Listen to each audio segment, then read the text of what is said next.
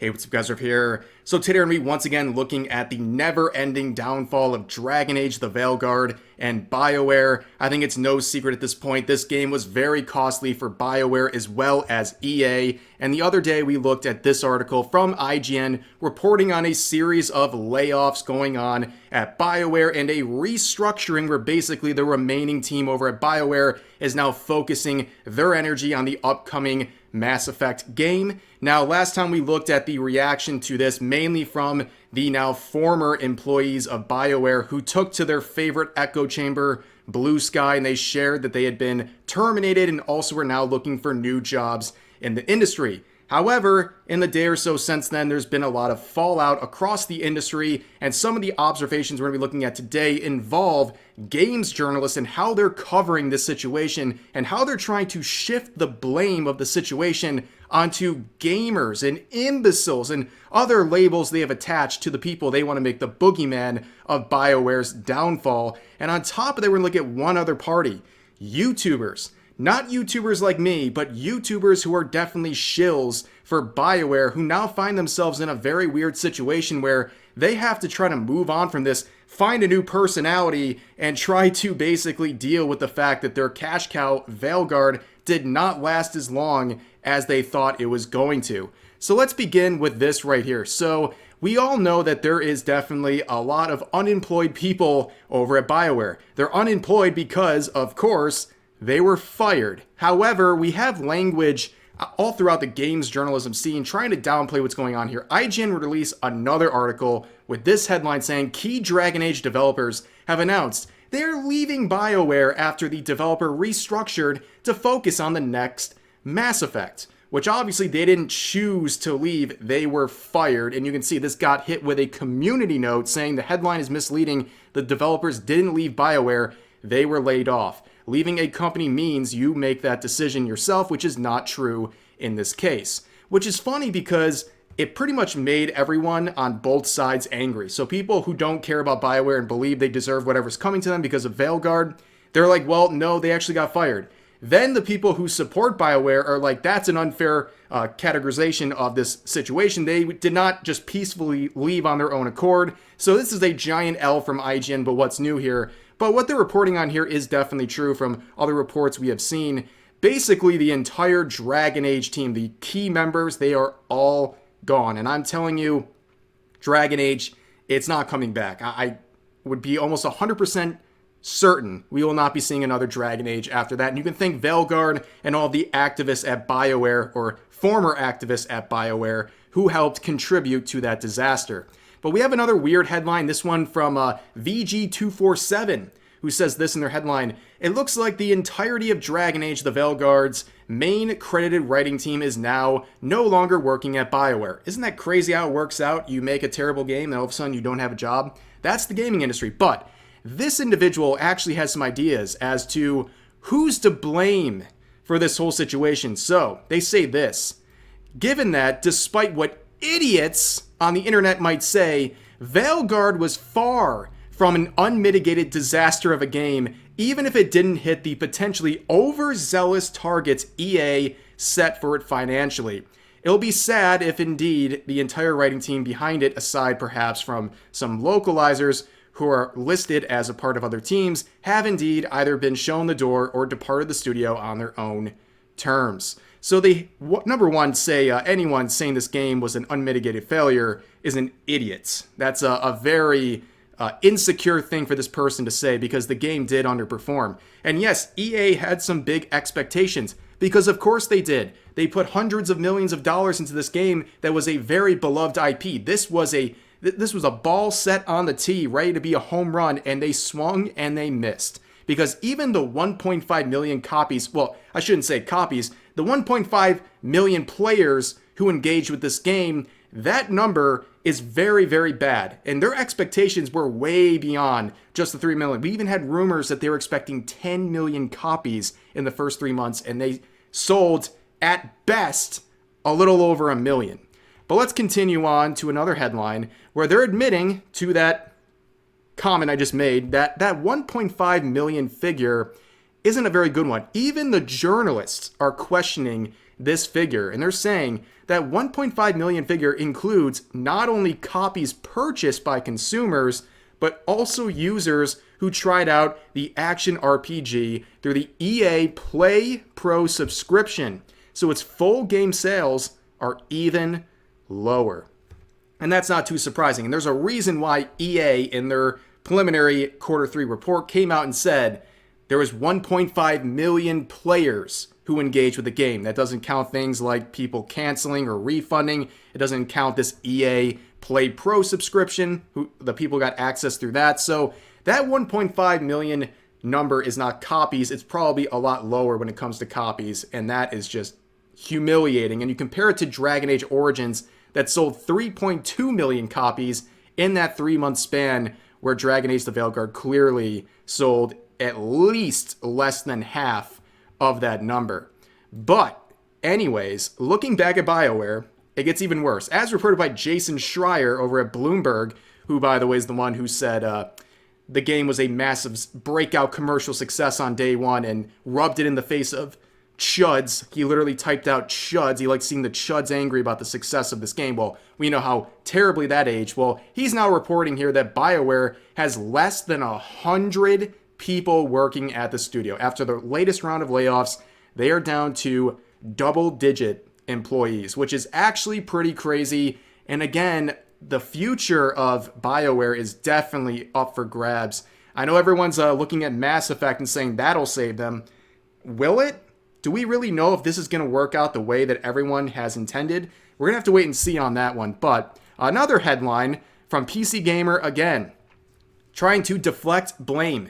But this one also including a third party that I find very interesting. So, in quotes, on a pirate ship, they toss the captain overboard. Larian, head of publishing, tears into EA after BioWare layoffs waste institutional knowledge. So that's interesting. Unfortunately, this pirate ship metaphor doesn't really work because the people who went overboard, well, they were the crew, right? And also, in this particular case, the captain, Corrine, who was the director of Dragon Age, she resigned about a week before these layoffs. So she actually did jump off the ship herself to try to save herself, because clearly she probably knew a round of layoffs were coming, but that's just Corrine Bush in this situation. But yeah, a very weird metaphor, and to see it from someone at that studio is kind of interesting. But anyways, just another headline, and it leads us into the final one we're going to look at here. So this is some maximum coping right here, as Mark Kern points out.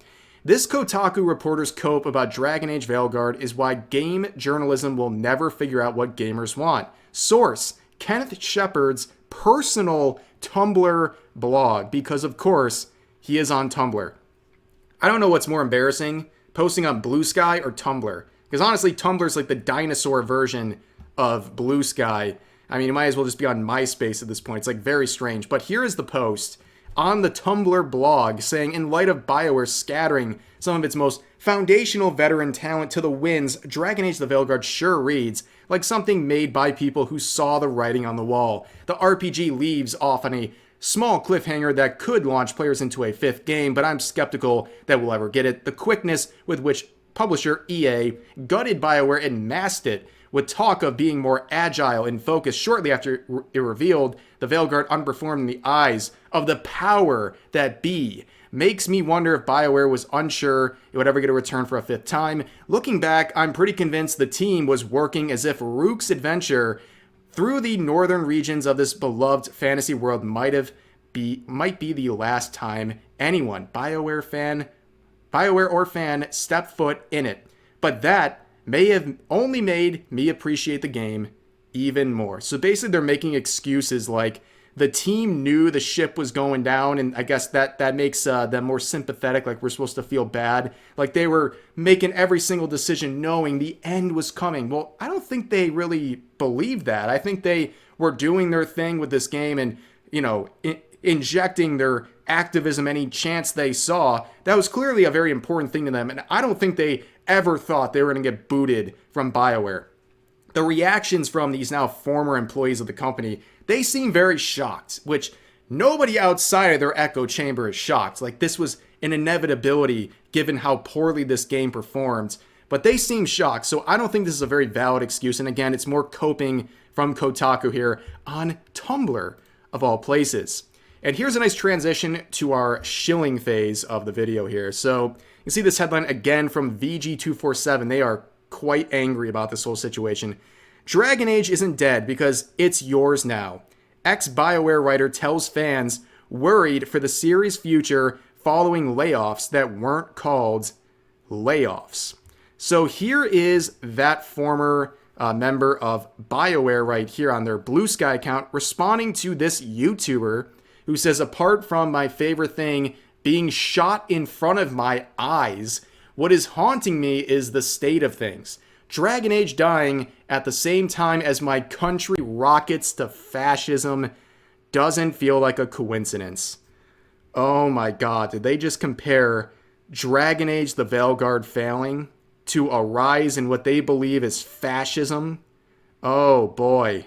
Yeah, what a crazy world you live in. But, you know, seeing this whole thing, if you're upset about it being shot in front of your eyes, it was shot in front of your eyes when they decided over at BioWare to make this an activism piece. Yes, they went out of their way to try to inject as much nonsense into the game. They cared way more about activism and their personal views than they did making an exciting, fun experience. And even with all of the woke nonsense, if you try to overlook it, the writing was just terrible. It's not up to snuff for a Dragon Age game. But here we have this former employee, they say this. So a cool French woman dropped a cool quote from Camus on me today. In the midst of winter, I found there was within me an invincible summer. I mean, who does resistance like the French, right? We're going through it right now. It's a lot everywhere. But Dragon Age isn't dead. There's fic, there's arts, there's the connections we made through the games, and because of the games, technically EA/BioWare owns the IP, but you can't own an idea no matter how much they want to. And then the whole class stood up and applauded. Yeah, Dragon Age isn't dead, guys, because people can make fanfics. Like, this is cope on another level. But again, I want to go into the shill phase of this video. So you have this individual right here. They're a YouTuber. You can see their page, right? You go here. It's all BioWare. It's all Dragon Age. It's been Dragon Age for a long time, right? This is clearly where they get the bulk of the attention towards their channel. Now, what happens to people like this? I'm not sure. And as Jay points out here, Dragon Age is dead. Time to shill for Mass Effect. Absolutely wild these people have fans that believe they're BS, they're sheep. And you can see some examples of other YouTubers who are gigantic BioWare and Veilguard shills now scrambling to find the next route, the next personality to adopt, the next project to latch themselves onto. So from the people who made nothing but Veilguard material for as long as they could, they're now pivoting towards Mass Effect. So you have this Kala individual saying, I'm extremely excited for Mass Effect 5. I believe in the team behind it, and I can't wait to see what they're working on. Then you have this other one from this Eddie individual. Again, like S pointed out here, my entire online persona is built around Dragon Age, but Mass Effect 2 is really my favorite. As the quote here says, my actual favorite game, referring to Mass Effect 2. Just in time for the rise of Mass Effect 5. Wow.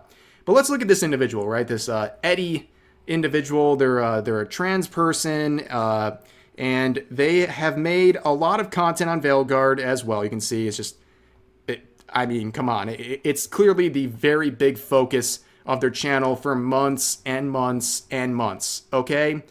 So they say this in response to the layoffs. Even die-hard BioWare fans are rightfully pissed at these layoffs. I've been talking about EA's influence on BioWare for years, and this is just getting too much. Is it even BioWare anymore if everyone is gone? I hate to break it to you, but it hasn't been BioWare for quite some time. And the proof is Veilguard, okay? But I just don't understand how people, they don't get why EA did what they did. Yeah, you can criticize them for trying to label this as restructuring and not what it is, and that's layoffs. But the fact that they laid off this team, what else could they have done? I mean, seriously, what else was the result here? You lose millions and millions of dollars, and you have a team that is highly, highly criticized by a lot of gamers. What do you do? Do you let them continue and work on the next Dragon Age IP so that can flop too? No, you gotta trim the fat. There's no other way to approach this. EA had to do what they had to do. And I am not some EA shill, but that's just the reality of a publisher like them. That's what they have to do in wake of a failure like this.